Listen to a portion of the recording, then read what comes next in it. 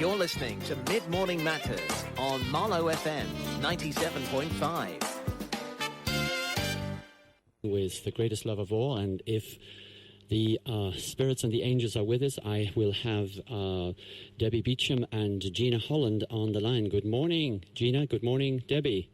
Good morning, Diarmaid. Wow, this is first for Marlow FM, the first time that we've had two callers on at the same time, and our technical wizard Tim Ashburner has made this possible for us this morning. I wasn't quite sure how that was going to work. We had to connect up two studios, so it's fantastic. Great to have you both on. Thank you. Very exciting. Well, I have to declare an interest and say that I was on the Nobleman workshop with you over the weekend, and it's a most incredible transformational weekend. And I was so pleased and delighted with that I wanted to have a chat with you both and to talk with you about on the program this morning. So thank you for coming on. First of all, I wanted to just get some background from you both. You're both involved. You're both co-directors of Celebration of Being, which runs beautiful transformational workshops for both men and women. And I just wanted to get some information from you about how that started, who started it, and how you first became involved with it. Who would like to start first? So I can go first. The Celebration of Being came about 25 years ago. One of the founders of the organisation, Rajo Markman, and her friend at the time, Paratos Peachy, were at sort of places in their life really where they were just, there has to be more to life than what we're experiencing now, and they put together a workshop for women, which they called Celebration of Woman, the Goddess, and it was about women really coming back to the feminine, and so that ran in the UK for I'm guessing probably 5 or 6 years, and then Rajo went over to America, and she met a lady called Britta Johnson, and her and Britta formed what then became Celebration of Being, and they realised that the Celebration of Woman work was amazing and took women back to their feminine and was sort of bringing what was really needed, bringing women back to the feminine, but they realised they were missing 50% of the population, and they put together mixed gender workshops really for, which is the Nobleman, which you attended last weekend, which is for men to heal their wounds against the feminine. And then they put another workshop together called The Power of Love, where the men that had been through Nobleman would then come and hold space for the women to do their healing around the masculine. Because we've all been wounded by our upbringings, by the society that we live in, and the work really was about coming back to the roots of the feminine and using that as a healing mechanism. And did you both go to the initial workshop together, or did you know each other beforehand? Gina, do you want to speak? Yeah, I'll answer that. We both did our individual work separate. We came in at different entry points, both attending Celebration of Woman at separate times. And Debbie and I actually met on Goddess 2. So we met on the next level, and I knew straight away that we was going to have a lifelong friendship and relationship in one way or another. It was an instant thing for me. And what were you both doing before you started? Debbie, what were you doing before you started working with Celebration? So when I came to Celebration of Being, I was working in the corporate world. I worked for an international bank and had been doing so probably at that time for about 18 years. So I'd been with the same organisation, very much in a very masculine corporate world. And for me, when I found Celebration of Woman, it was like, this is what I've been missing. This was to come back to the true essence of the feminine, because I've been running my life in a very masculine way, being very goal-orientated, being very driven. And at that point, I mean, what took me to Celebration of Woman really is I just got divorced. I had 3 young children, all under the age of 8. I was a full-time working mum, and I just could not believe that was what life was really about. I really started to question my life, what I was doing. And, you know, Celebration of Woman was one of the workshops that I did that really gave me the missing piece, which for me was around my emotional world, my feelings world. I was just numb. It's like I was going to work every day and there was no heart in my life, no love, no heart. It felt like I was dying in my life. And I knew there was a different way, like there was something inside of me calling and saying, there's a different way. You need to discover what the different way was. And for me, that was celebration of woman was just a key part, my feminine, coming back to the roots of my innate essence, I guess. And how did you hear about it?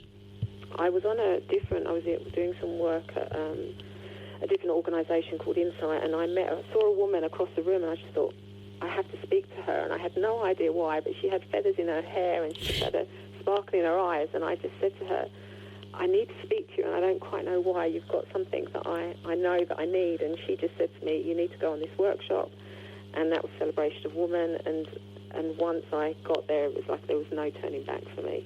I just knew that it was a vital piece. My intuition said to me, it's a bit like Gina said, it's like you get this inner knowing that this is really important for me and I need to stick with it, even though it was really uncomfortable because it was taking me to places that I had avoided for all of my life up to that point. Well, you kept yourself safe by going numb. Exactly, yeah. So I needed to feel my grief, my sadness, the pains of my past, and that's led me to a gateway of feeling my joy and my passion for life. And yeah, I mean, externally I don't look like a very different person, but internally my world is so different.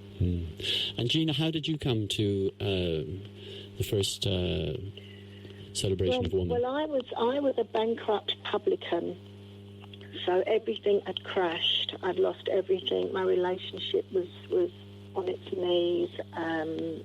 Lost our homes, we'd lost our money, we'd lost everything. So everything was just kind of wiped out. And I was searching. I didn't know what I was searching for, but I've always had a strong resonance for truth. It's like I know it in an instant and I feel it in my bones. And I was off on retreat in Somerset. I went to a retreat venue in Somerset, and a lady there was just organising this workshop. And I felt a pull, I felt an attraction. There was something in her that really resonated inside of me, and it was like, I want what she's got. I couldn't name it. And she said that she was doing a retreat, I think it was the following week. And I went back and I just threw myself in, and it was like, yes, this is it. And like Debbie said, it literally woke me up from a stupor. It woke me up from a numbness. The first time I did it, I was still very guarded, very resistant, very reluctant, totally functioning from my ego, but it still managed to function, to penetrate. And in my heart, I absolutely know that it was a return to naturalness. Like we say on the groups, we don't add anything. We hold people as whole already. But it was like it got underneath my misunderstandings, the misconceptions, the wounding that I had, and it penetrated the core of me and let me see and step fully into the truth of who I am. And originally the workshops were being facilitated by people coming across from America? Yes. So Rajo was backwards and forwards. The lady that I did it with was Rajo's partner, Paratosh, and they used to do it together in the UK, and then they parted company. Paratosh was on the end of coming to the end of working in this way. So I did my group with her, and Rajo flew over to do the reunion and meet the women that had just come through their initiation process. So that was when I very first met her. And then I went on to do the same group again with her. And that was the moment, that was the absolute moment that I fell in love and decided to devote my life to this. And so you decided to found it, to ground it in the UK at that time? Yes, well, it was a friend of ours actually who put her hand up first and said she would hold this piece because Rajo had got sick and she couldn't be doing the travelling backwards and forwards. So our very dear friend Dana Edwards put her hand up and she held it very well and single-handed for a couple of years. And then it started to grow and to take on a life of its own, and she needed support. So that's when Debbie and I stepped in. So you stepped in and to help primarily with the administration and the promoting? And the enrolling and the promoting and just bringing women, friends, sisters, anybody that we know that we would bring these women through. And it started off very small and very gradual. So it started off with the celebration of women, and then you had mixed gender yes, workshops. And I think Debbie should speak to this part. Thank you. She was the pioneer here. Debbie, do you want to come in on the mixed gender? And Yeah, because what happened when Gina and I both met on the Goddess 2, which was the second level, they were talking about the mixed gender work that they were running in the States, and they were inviting all of us to come over to the US, and I just knew inside that I needed to do that work. It was like I had deep wounding around actually both the masculine and the feminine, but I just knew that there was just something in me just said, oh my God, that needs to happen here, and I don't want to do it with American men, I want to do it with English men. And so I said, why is it not happening? When are you doing the groups here? And they said, well, not for the foreseeable future, because we don't have anybody to hold space for that. And I just put my hand up and said, well, I'm holding space that is going to happen, and I'm going to be the one that, I love that. holds the space for that. And so that was where I stepped up really on the organisational side and pulled in one of my friends at the time, Stella Michael, because she's much better at the sort of external, she's an extrovert, and whereas I'm a bit more of an introvert really, although that's not strictly speaking true, but I thought I need her, both of us together complement each other really well, so I pulled her in to support me to do the mixed group work. And so there was Dana and Gina really holding space for the women's work, and myself and Stella holding space for this mixed gender work to happen. And like the women's work, it grew gradually. We had to do about, I think it must have been 4 or 5 men's groups, the Noble Man, to have enough men in place to be able to really initiate us, because we knew that we wanted to do the power of love, which is we knew we had woundings with the masculine which we needed to heal. And we needed to do enough of the Noble Men workshops to have enough men to hold space for us to go through that process ourselves. So having done the celebration of a woman, and then you invite women who've gone through that to come back and help you to hold space for the men. So the Noble Man is a weekend event that is for men, but the space is held by women. By women, yeah, held and facilitated. And facilitated by women. And then the power of love is? Yeah, so the power of love there is where the men that have been initiated through the Noble Man then come back and be of service and hold space for the women to do their work. Wow. And there's just a true, I think what's different about Celebration of Being, there are other mixed groups out there, but what's different is that we have initiation, which is a rite of passage, a transition, an honouring of what's gone before, and a stepping into something that's new, what we really want for ourselves, what we see as possible. And, in the West, we've just lost connection with ritual, with rites of passage, and our work is about that. It's about really honouring and acknowledging the past and saying it's time for something new. And having a ritual space to be able to do that in. Thank you. It's time for a track now, and I'd like to afterwards speak about the various the woundings and the circumstances in life that can actually cause this impact that we carry around. You've given me some tracks to play. I've got a wonderful selection here. Have I told you lately from Van Moor? Is it Van Moor? You're Beautiful, James Blunt, Truly, Madly, Deeply. That's one of yours, was it? Yes. Let's play Truly, Madly, Deeply. Be back in just a moment. So that was Truly, Madly, Deeply by Savage Garden. And if you have just joined us, this is Dermot Fitzpatrick with Mid-Morning Matters here in Marlow FM 97.5. I've been speaking with my two guests, Debbie Beauchamp and Gina Holland, who are co-directors of Celebration of Being. Gina, I wanted to ask you, we were talking earlier about the kinds of things that can happen in life that create a disturbance in our life, a trauma in our life, something that we perhaps may not have been aware of, or we were aware of, we buried it away somewhere, and we carry that around with us. And I just wanted to ask you if you could describe to us what it was that that had the experiences that you had that brought you to the celebration of woman, and how that helped you. Yes, of course. Thank you, Dermot. So I came through to Celebration of Woman, the Goddess, basically for feeling really lost and disillusioned and untrusting. What had happened was that my marriage had broken down.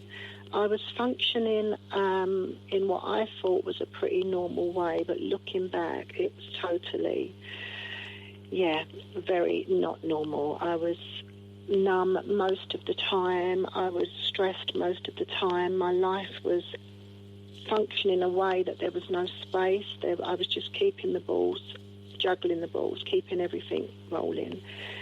And what happened, there was a betrayal in my own marriage, my own relationship. And it took the lid off. It took the lid off of everything that I had suppressed unknowingly. And I was just awash with emotion, the main emotion being anger. And it's like I didn't move from that. I didn't go to the grief and the hurt and the disillusionment. I stayed in the anger. And people that knew me was kind of reflecting back for what had happened, that my response was really, really unreasonable. And I couldn't see it. I was just charged with this anger. And my story was that if my husband hadn't have done what he did, I would have been fine. So I was making him the problem. So it was a point in my life where I was on my knees. I was awash with anger. I was trying to raise 4 children. As I said previously, we'd gone bankrupt. So there was nothing energetically coming in, and I was desperate. I was really, really desperate. Back then, I sought out some marriage guidance. It wasn't heard of. I'm talking about almost 30 years ago, and that wasn't the done thing. But at that time of my life, I didn't have anybody that I trusted, anybody that I could turn to. And what the therapist deftly pointed out was that my husband hasn't caused my problems. He'd actually taken the lid off. It was a bit of a revelation for me and a bitter pill to swallow, and took me many, many months to actually take that in and start to look inside. That's a pretty what's the word, challenging thing to accept, because we project on, we know that the other has done this, and therefore they're at fault, aren't they? Any reasonable person would think that, but that's obviously not the case. No, and along nicely, so I thought, numb, stressed, disconnected, and then bang, and this opened up my world. And it took the lid off of my abandonment issues, because I'd been left as a little girl by my mother, which I thought at that point had no impact on me. It didn't matter. So that took the lid off of that. So it became then a real period of taking responsibility and soul searching. And I couldn't have done that without somebody that was totally present with me. Because what I got from my own woundings was that it wasn't what happened that was the problem. Of course it was a problem, but it was having nobody present with me so that I could move through emotionally and begin to process and come to terms. That was my main sorrow and my main disappointment. And were you able to move to a place of where you had a shift in perspective about it? Yes, through therapy, and then I went into becoming, I did some counselling training, because the therapist pointed out that I had a very articulate eye for truth, and it was through the breakup of my marriage. I wanted the truth. I wanted to know what was true, and this became my search. This became my journey. And you hold a very strong space for the feminine and also the masculine. Yes. For the true feminine, true masculine. Exactly. Yeah. Thank you. Almost like I had to learn what it was that I needed. I had to take responsibility and find that inside. Thank you for your transparency and honesty, and also for sharing that it is our responsibility. It's not not an easy pill to take. It's not. That all of that. Are you saying I'm responsible? How can I possibly respond? But the reality is that I do have a responsibility for the consequences. For my own happiness, for my own peace of mind. And I have to say that almost choked me. I didn't want it. A real big pill to swallow. And Debbie, tell us how you came to, what was happening for you at that time. Well, the catalyst for me was my divorce. I'd married my childhood sweetheart. We'd been together for 20 odd years. we had 3 children together, and my marriage fell apart. It was literally like, you know, from the outside world, it looked like I was leading this wonderful life where I had a really successful career. I had a marriage, 3 gorgeous daughters, and then literally overnight my relationship ended, and I was like, wow, what do I do now? And it was like I was doing all of the things that I'd learned to keep myself numb were not working anymore. So like my career didn't satisfy me. I just knew, for me, I knew there was something that I was missing around the whole thing. And I was pretending, so to the outside world, my marriage had fallen apart. My life felt like it'd fallen apart. And externally, I was like, everything's fine. No, I'm fine. I'm doing really well. And inside, I just didn't know what to do. I was just in turmoil. And that was really where it was like the wake-up call for me. I call it a wake-up call, where I knew something needed to change, and I needed to find out what that was, and I had no idea. And, you know, for me, like when I think about it now, it's like what was missing in my life was love, was my heart. My heart was not connected to my life, and neither were my emotions, and that's what Celebration of Woman really gave me, was my connection to my emotional world. And to really honour, you know, in what my divorce did was actually opened my childhood wounding, which was my parents' divorce. They were divorced. Literally, it was like I was repeating my parents' life. My mum, I think I was 7 when my parents got divorced, and again I had 2 younger brothers, and literally I had this scenario where I was repeating exactly the same wounding for myself. So for me, it's like, what's this about? And there's been liberation in me being able to, I guess, complete, to realise, because what I took on at that time was that it was all my fault. My parents had got divorced because I had done something wrong. So I was living my life from that place of I'm at fault and I'm to blame for everything that goes wrong.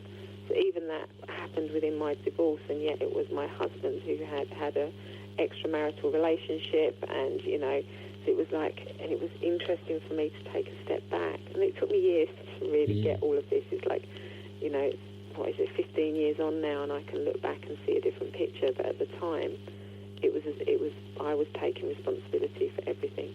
So it's something that happens in our childhood that in some shape or form repeats itself in adult life, because we were not aware of, conscious of what was happening really at the time. No, in a way, those feelings that when my parents got divorced, they were frozen inside of me.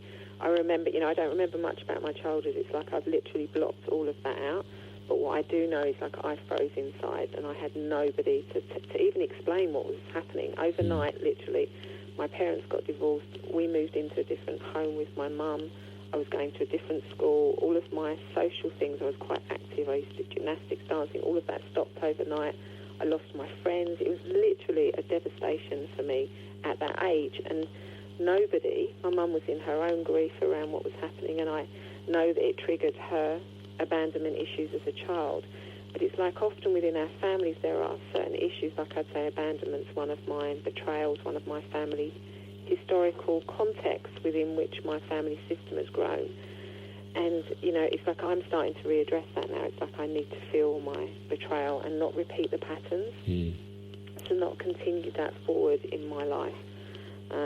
And hopefully give my children an opportunity to have something different too. I mean, that's what drives me, is I don't want my children to suffer in the same way that I have. And anything that I can do to heal those wounds for my family and my ancestors, I'm happy to do that. And I can see then how, in coming on to the celebration of Woman Goddess, something happened for you both. That experience which freed up that energy again, connected you back in with the love, I guess the love of yourself as well as the love of others. And that moved you to, both of you, to stand up and put your hand up and say, this is something which we are going to stand for in the UK and bring more of it into the UK. It's like the work fully accepts and embraces all of who somebody is, like, and that's what happened for me. It's like I was all of these parts of myself that I had rejected and that I had thought were wrong, so like my grief, my tears, even actually my joy, because it's like, how could I have joy when I've been through all of the experiences I had? Somebody reflected back to me that I am whole and accepted with all of those parts. And they they were all welcome. And that for me was just life, because they'd all been rejected by my family, by my parents, and by me, ultimately. Thank you. I had to learn to love those parts of myself.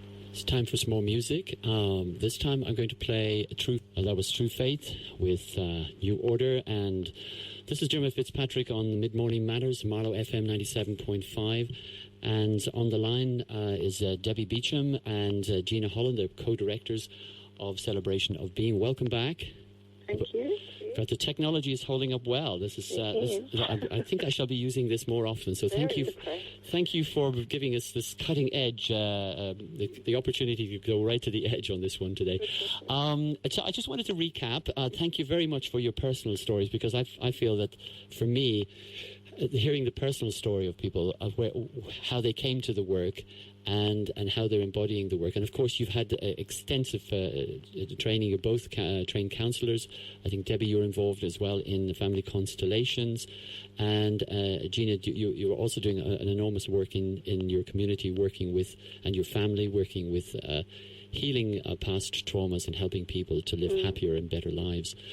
Just take me through from the various workshops that you have. The first one is the celebration of woman, which is the goddess program, and then the women who come to the nobleman, and then after that there's the power of love. The power of love, which is what's the This is a group where the men that have been initiated come and serve the women that are healing their primary wounds with the masculine. What we find from the nobleman is when a man's standing in his true essence and power, his natural energy is, how can I serve you? In a really sweet and dignified way.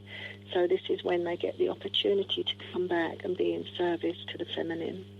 And it is such transformational work, and the women can go to such a deep space because of the quality of the presence that the men bring. After having received it from the women, they fully want to respond and be available. And it leads to a deeper connection and understanding and appreciation of between the genders. Exactly, and our own equality, our own balance with our own inner masculine and our own inner feminine. And then there's then what comes after that? Well, we're very excited. We've got a new group that we are launching next month, which is called the King and Queen. So when people in our community have been through all of those layers, so the goddess, the nobleman, the power of love, then the new group, what we felt is we work very organically. We respond to what we see in our community, what we see in life, and we really feel that there's a real space, and we see it happening around us, where men and women are really honouring, respecting each other, rising in their glory as individuals and meeting in that place. So not that, one has more power than the other, because I think what we've got into in the society that we live in at the moment is a power struggle. And the King and Queen is about us moving into the more sovereign energies and saying, when I fully embrace and I actually let go of my story, it's like the previous workshops, so the goddess, nobleman and power of love, are really about healing the woundings of our history. And what we're saying is, if you let that story go, what's available and how can you be of service in the world? So it's like what we call our level 3 group, and it's about really stepping into the truth of your naturalness, living a life that honours and respects everyone and everything. And what do you want to create from that place, rather than creating from an unconscious, wounded place? How can you live fully and magnificently and gloriously alongside your brothers and sisters? And so, and it's men honouring women in a different way, and women honouring men in a different way, and helping each other to. For anybody on the workshop, it's literally that we come together as men and women. And for me, it feels like that. What I'm excited about is it feels like a discovery. It feels like, what does this really look like? And I feel that in my own life. It's like, without my story, what does life really look like? How can it be? And how can I just bring love to the table, live from a place that is just focused on love? How can I live as love? That's my practice at the moment. And Yeah, and it feels like a discovery. It feels like something new and fresh is wanting to be born on the planet, I think, and, in consciousness. And, I feel excited by that. Fantastic. And what is it that you want to have happen? What is it that you need more of or would like more of to happen? Well, what we notice is that we have men knocking our door down at the You have men knocking the door down? They are. They're literally, they're sort of... Oh, brilliant. They are banging on the door and saying, we want this. Hey, let us in. They know... They want this. The path is the feminine. I think is the key to the transformation on a sort of global level for a different, not a patriarchal system, but a system that respects both men and women equally, and we come together in that place. Not that one's better than the other, or that we become so driven. It's about living from different principles. Really, one of harmony, and. So we've got men knocking our door down for the noble man, and we need more women to say, I actually don't want to live like this anymore. I want to really honour my feminine, honour the true feminine, and really discover what that is for themselves. And it's different for each person. So that's the part, is they have to do the first one for themselves first. They have to do the Goddess program first, so that they can experience for themselves and heal their own wounds, and then be able to come back and offer the support to the men. Yeah, and it's life changing to be a support for the men in that way. It's like what is seen, because we have views of what we think the masculine is, and from our wounding, and actually we come to see that actually men are as hurt and as wounded as we are, and are as vulnerable and have feelings like we do. And it's just quite magical to see each other with fresh eyes. Eyes of love, actually. Eyes of love. Fantastic. And Gina, if there were women wanting to do this, when is the next opportunity that they might have? The next opportunity we have is in March. Okay, March of next year. It's going to be happening in March. And just to speak to the women have always gathered in circles. It's like the circle hasn't gone anywhere. We have. We try to recreate this at the gym, we try to recreate this in the coffee shop, but it's like once we get back into the sisterhood, into the circle of the feminine, and really just rest back into our true nature, it's amazing the guidance that's available to us once the heart's open, connected and trust. It's like the magic just happens, it comes through. The women's work is breathtaking, and we've initiated women from all walks of life, from as young as 18 to in their 70s. And every woman's heart's longing is to be fully seen and fully met. Wow. Every woman, every man, actually. Fantastic. And what we've found with our work is the only thing that the mind cannot defend against is respect. It's like once the respect and the true blessing is there, game over. Wow. Powerful stuff. And if people wanted to get in contact with you, could you give us the details of a website or somewhere that they can get in contact if they wanted to get some more information about that workshop in March of next year? Yes. Our website is www.celebrationofbeing.co.uk. Could you just repeat that for us one more time? www.celebrationofbeing, and that's all one word, .co.uk. Wow. And if women wanted to have a personal connection with us first, both Debbie and I, telephone numbers are on there. So they can just have a chat with you and see if it's for them. If it's right for them. Yeah, absolutely. Great work. You're doing fantastic work. Tk you very much. Thank you for coming on the program, taking the time this morning. I've really enjoyed talking to you, and I wish you a lot of good success with your endeavours with Celebration of Being. Thank you, my love. Going to play you out, and thank you, Debbie, as well. Thank you. Thank you brilliant. for your invitation. Going to play us out with Jimmy Cliff and I Can See Clearly Now. Yeah. Thank you. Yes, we can. Bye, Dermot. Bye-bye.